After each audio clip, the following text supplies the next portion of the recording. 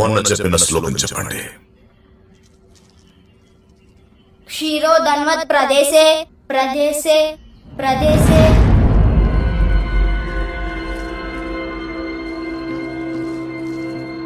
క్షీరో ధన్వత్ ప్రదేశే శుచిమణి శుచిమణి. విష్ణు సహస్రనామాల్లోనే చాలా కష్టమైన శ్లోకం. నేను నేర్చుకోవడానికి 4 రోజులు పట్టింది.